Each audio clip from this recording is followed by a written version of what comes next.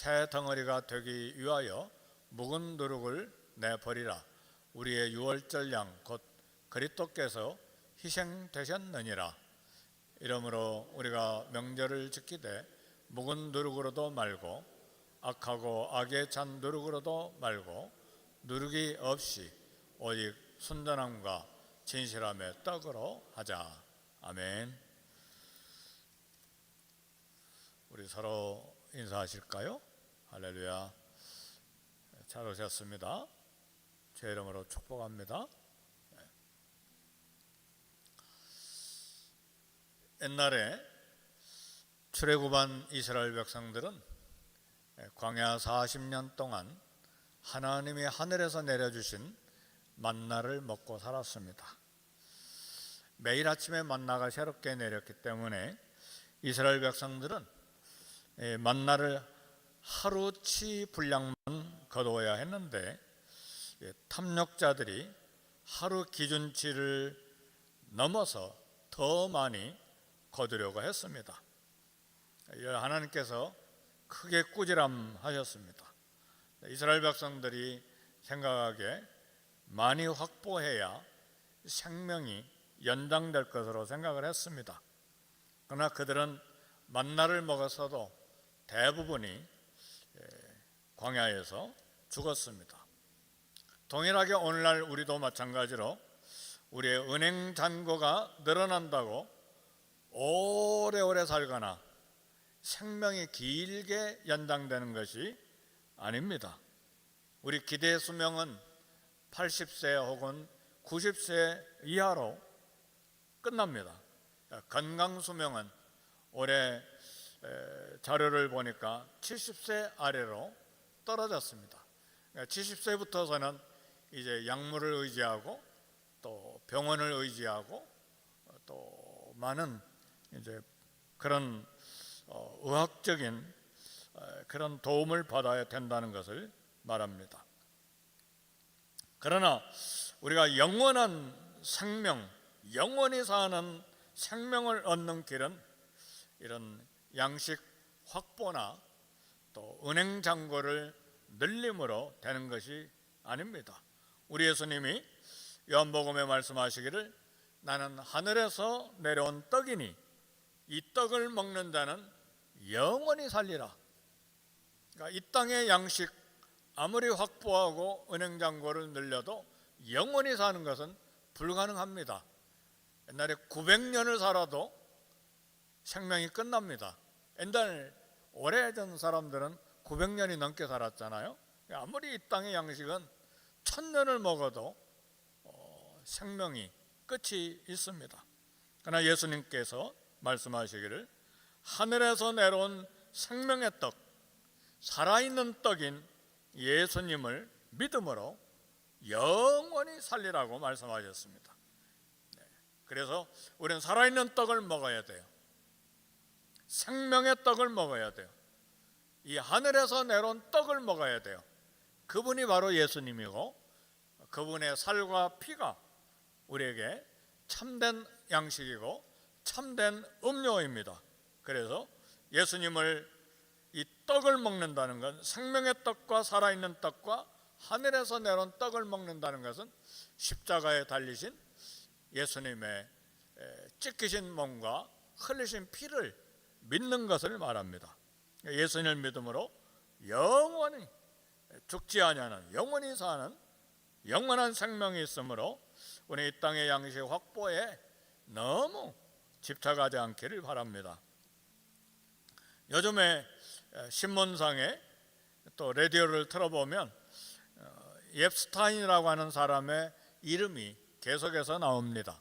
옙스타인 이 사람이 만든 파일 그리고 문서가 공개돼서 미국과 유럽 전 세계가 도덕적으로 윤리적으로 크게 이제 소문이 난리가 났습니다. 옙스타인 문서는 아동 성을 착취한 이 권력자 최고 부자들의 부도덕성을 고발하는 문서가 됐습니다. 고위급 정치인들, 재벌들뿐만 아니라 유럽의 왕족들도 연관돼서 더 충격적입니다. 그래서 우리 주님이 부자가 천국에 들어가기가 낙타가 바늘구멍을, 주사 바늘구멍 있잖아요. 낙타가 바늘구멍 통과하는 것보다 부자가 천국에 들어가는 것이 더 어렵다고 말씀을 하셨어요. 우리는 한사코 그 말씀은 무시하고 더 많이 확보, 더 많이 늘려야 오래 사는 것으로 생각하는데, 우리 주님이 말씀하신 것은 그것이 아닙니다. 너무 권력이 크고 너무 돈이 많아서 타락할 수밖에 없는 필연성의 문제가 있다는 말입니다. 부지런히 일해서 일용할 양식을 삼고 저축하고 또 필요한 곳에 돈을 사용하는 것은 정상적이죠. 그러나 단순히 돈에 대한 욕심, 그리고 그 많이 확보한 돈을 가지고 쾌락을 위한 소비를 목적한 것이라면 돈이 우상이고 일만 악의 뿌리라고 그랬어요. 일만 악이라고 하는 건 만 가지 악의 죄의 뿌리가 된다는 말입니다. 왜 돈을 법니까? 주님 나라와 선한 일과 또 돈을 주신 목적과 복음을 위한 분명한 목적이 있으면 부자가 되는 것이 옳습니다. 복음을 위해, 하나님의 거룩하신 뜻을 위해 부자가 되기를 원하는 기도도 옳습니다. 그러면 부자가 돼도 염려할 필요가 없죠. 그러나 이 말씀을 보니까 우리는 너무 큰 부자가 되기 위해서 우리의 삶을 낭비하고 우리 육체를 쇠잔하도록, 몸이 병들도록 낭비하지 말고 하나님의 선한 일에 우리 삶을 투자해야 된다는 지혜를 얻습니다. 돈으로는 천국에 들어가지 못합니다. 오히려 돈이 천국에 가는 길을 방해합니다. 그래서 오늘 고린도전서는 고린도 교회 내에서 발생한 이 음행에 대한 책망의 말씀을 합니다. 특별히 간음죄 중에서도 근친상간의 범죄에 대해서 바울이 심각하게 이야기를 합니다. 고린도 도시는 세계적인 항구 도시라서 상업이 발달했고 돈이 넘쳐났어요. 결과적으로 돈이 넘쳐나니까, 더구나 항구 도시요, 상업이 발달하고 돈이 넘쳐나니까 그 많은 돈을 어디다 써야 됩니까? 오늘날의 최고위층의 권력자들과 최고의 부자들이 돈이 많으니까 이 돈을 어디다 써야 될지, 그래서 앱스타인 파일이 생긴 것이 있잖아요. 마찬가지로 고린도 도시가 도덕적으로 타락했고 성문화가 발달해서 도시 전체가 음란한 도시가 됐습니다. 그래서 고린도 도시의 별명이 방탕합니다. 타락하고 성적인 문화가 가득한 도시가 돼서 방탕하라고 하는 별명을 가졌습니다. 당연히 고린도시에 개척된 고린도 교회는 음행에 노출될 수밖에 없는 것이죠. 온 도시가 방탕하고 성적인 문화로 가득 차니까 교회라는 게 뭡니까? 그런 도시에서 살다가 모인 성도들을 말하잖아요. 당연히 영향을 받을 수밖에 없는 것입니다. 그래서 마침내 고린도 교회에 아들이 아버지의 아내와 간음하는 사건이 생겼습니다.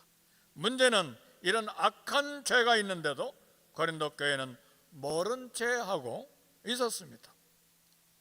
바울은 고린도서 편지를 통해서 이런 고린도 교회의 잘못을 호되게 책망한 것입니다. 하나님은 7계명을 통해서 간음하지 말라고 엄격하게 명령하셨어요. 말씀을 통해서 간음하는 남녀를 발견하면 둘 다 사형시키실 것을 명령하신 것입니다.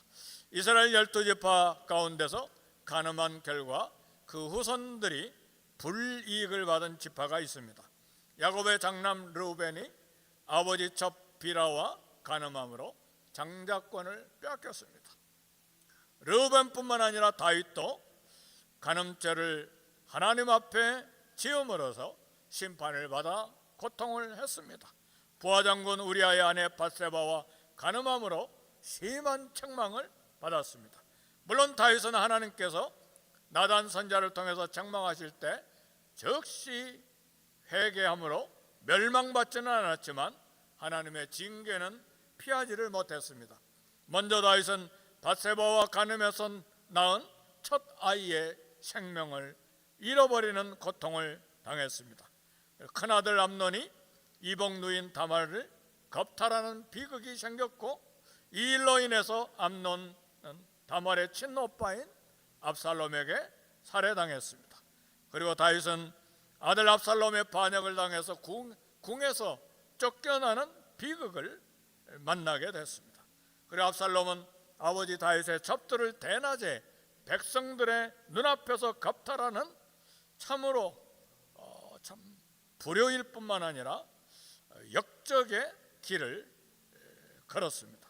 그리고 압살롬의 반역은 마침내 진압이 되고 압살롬이 죽임을 당하는 비극이 생겼습니다. 이 모든 일은 다윗에게 씻기 어려운 상처이자 그의 삶에 참 일어난 고통입니다.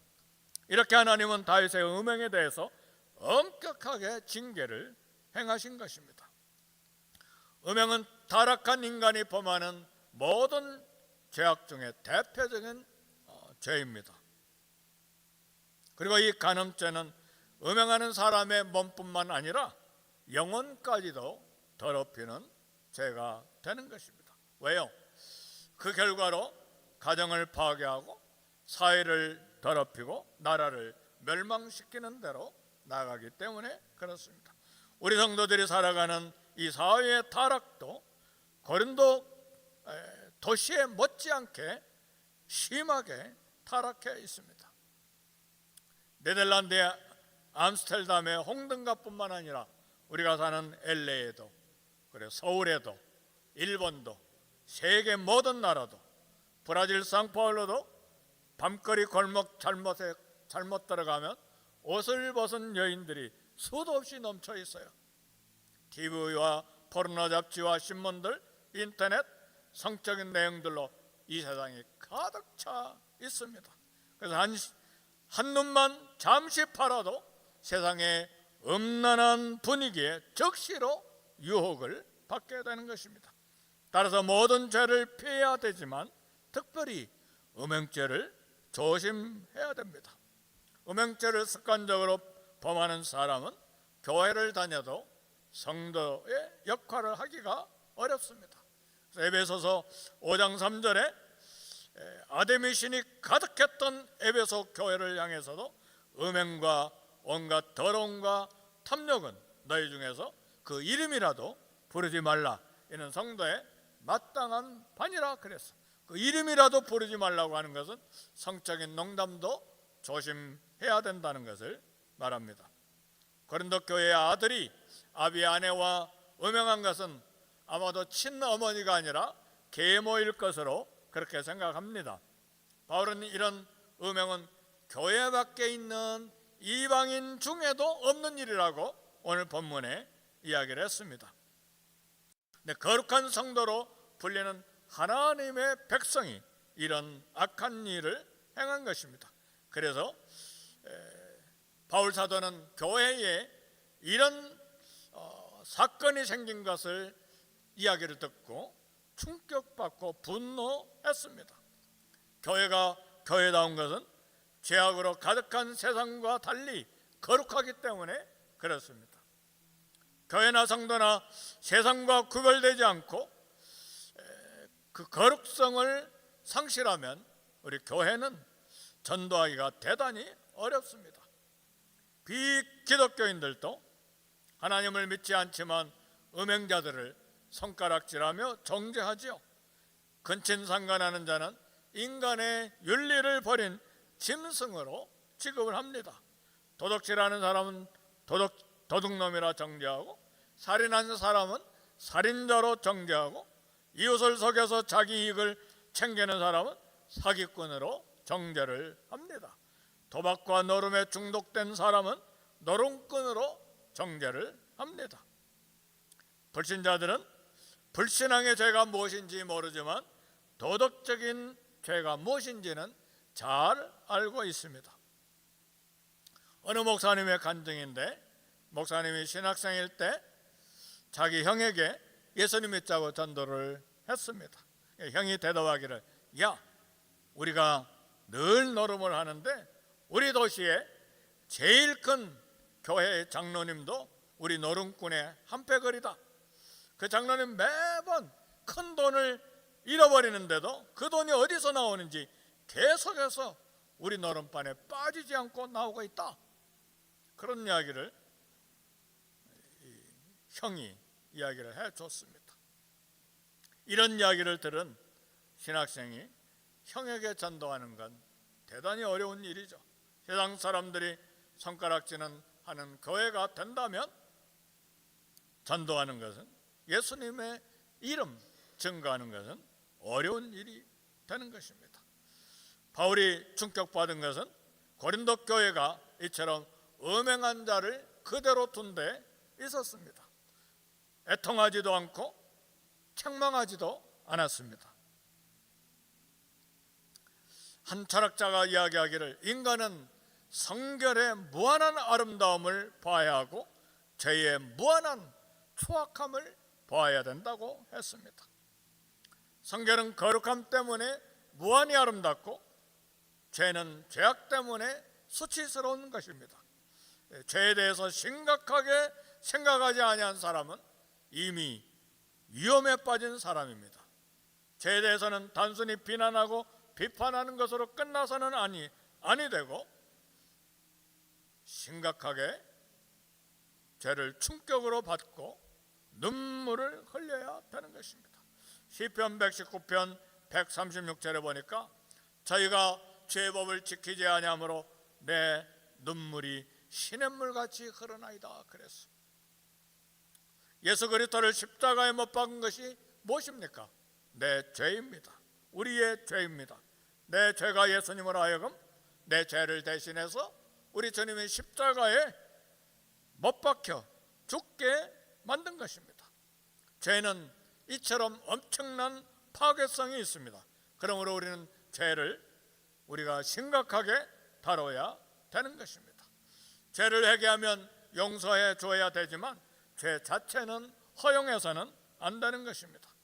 죄를 애통해야 죄를 멀리하고 예수님을 닮아갈 수 있게 되는 것입니다. 고린도전서 5장 5절에 보니까 이런 자를 사단에게 내어줬으니 이는 육신은 멸하고 영은 주 예수의 날에 구원을 받게 하려 함이라고 했어요. 음행한 자를 사단에게 내어줬다는 말은 그 음행자를 교회에서 이미 영으로, 바울이 영으로 추방했다, 이미 출교하기로 결정을 내렸다는 것을 말합니다. 예수님 어떤 성도가 죄를 범하면 먼저 회개를 권고하고 그 권고를 듣지 아니하면 두세 명 데리고 가서 권면하고 그 권면 듣지 아니하면 교회에 공적으로 권고하고 그 교회의 공적인 권면도 듣지 아니하면 이방인과 세리처럼 얘기라고 했습니다.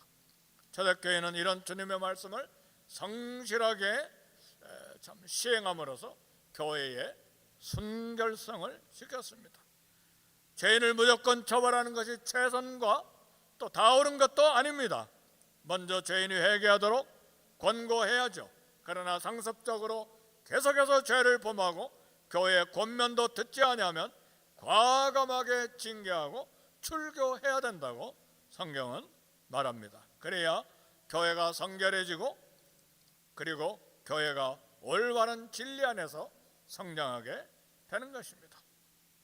그래서 바울은 근친상간의 죄를 범한 자를 출교시킬 것을 강력히 권면했습니다.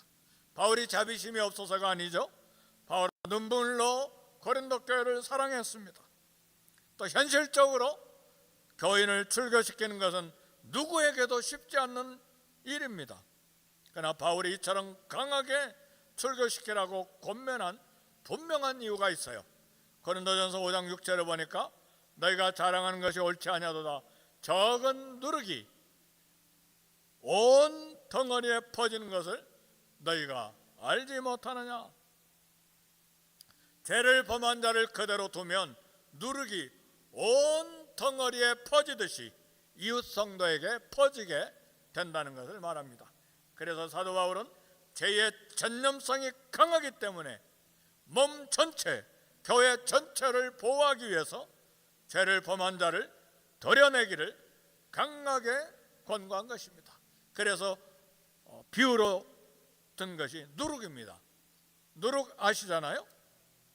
이 이스트는 술이나 빵을 만들 때 발효제로 사용합니다. 적은 이스트가 많은 양의 반죽 전체에 퍼지게 됩니다. 죄의 전념성은 누룩에 퍼지는 것과 같습니다. 전념성이 강합니다. 신속하게 수많은 사람들에게 퍼져나가기 마련입니다. 우리는 6년 전에 코로나를 경험했는데 코로나 전염병이 전 세계에 퍼져서 수많은 사람들이 목숨을 잃은 경험을 했습니다. 코로나 전염병, 이 전염성을 막기 위해서 모두 다 마스크를 쓰고 써니타이저를 사용했고 모두 다 6피트 거리 두기를 했고 어떤 때는 셧다운, 럭다운해서 아예 집 밖에 나오지 못하도록 전염병을 경계를 했습니다. 근데 현대사회는 죄가 전염되기에 최적의 환경을 다 갖추고 있습니다. 인터넷에 올라간 죄를 짓는 내용은 너무나 쉽게 그 죄를 모방하게 됩니다. 따라서 우리는 죄가 틈타지 못하도록 경계하고 또 경계해야 되는 것입니다. 그리고 혹시라도 죄 범한 성도가 있다면 죄에서 떠나도록 권면해야 합니다. 그것은 그 사람을 무시해서가 아니라 그리스도의 몸을 보호하기 위한 최소한의 노력입니다. 갈라디아서에서도 바울은 5장 9절에 적은 누룩이 온 덩이에 퍼지느니라 그렇게 말했습니다. 사랑하는 성도 여러분, 여기 태양이 있는데 태양의 빛과 열은 분리가 될 수가 없습니다. 동시에 빛과 열이 있습니다. 마찬가지로 은혜를 받았습니까? 그 은혜는 거룩과 분리할 수가 없습니다. 은혜는 있는데 거룩이 없다. 그건 성립되지 아니하는 말이에요. 하나님의 은혜가 있으면 거기에는 거룩이 있습니다. 주님의 피로 죄 용서를 받은 은혜를 받은 성도는 거룩한 삶에 대한 열망을 갖기 마련입니다. 그래서 바울은 고린도 교회 성도들 가운데 이런 근친상간한 자들이 있는데 아무 제재도 하지 않고 있는 것이 얼마나 위험한지 경고한 것입니다. 죄를 회개하고 다시 십자가 구원의 은혜에 참여시키려고 이 고린도 전서를 쓴 것입니다. 어떤 외국인이 한국에 와서 2번 놀랐다는 이야기를 들었어요. 먼저 그 외국인은 한국의 교회가 곳곳에 세워져 있는 것을 보고 놀랐다고 했습니다. 그래서 그는 그런 수많은 교회들을 보고 한국이 기독교 국가인 것으로 생각을 했습니다. 근데 또 한 번 놀랐는데 어느 곳에든지 술집을 쉽게 발견하는 것을 보고 놀랐다고 했습니다. 오늘 우리가 사는 이 땅은 고린도 교회 때보다 더 음란한 시대를 살고 있습니다. 그런 음란한 문화가 컴퓨터를 통해서 인터넷을 통해서 사람들을 유혹합니다. 한 발만 잘못 디뎌도 음란한 죄의 올가미에 걸려드는 시대를 우리가 살고 있습니다. 죄로 말미암아 깨어진 가정, 죄로 말미암아 깨진 인간관계, 죄로 말미암아 무너진 영혼, 얼마나 고통입니까? 우리는 예수님의 피로 모든 죄책감에 두려움에서 자유를 얻은 하나님의 백성들입니다. 지독한 죄의 누룩을 다 제거했을 때 마음에 진정한 평안이 찾아오는 것입니다. 성도 여러분, 우리가 행복하기를 원하는데 육체적인 쾌락과 탐욕을 누리는 데서 우리의 행복은 절대로 오지 않습니다. 예수 안에 살고 말씀 안에서 사는 거룩한 삶이 행복을 가져오는 것입니다. 일주일 동안 내내 샤워도 하지 아니하면 얼마나 편안하고 좋은지는 모르지만 얼마나 불편합니까? 우리 과테말라 선교제 가서 그런 경험을 했어요. 선교사님 댁에 샤워 이 따뜻한 물이 안 나오니까 한 열 몇 명이 그냥 일주일 내내 샤워도 못했어요. 찬물로 세수만 했는데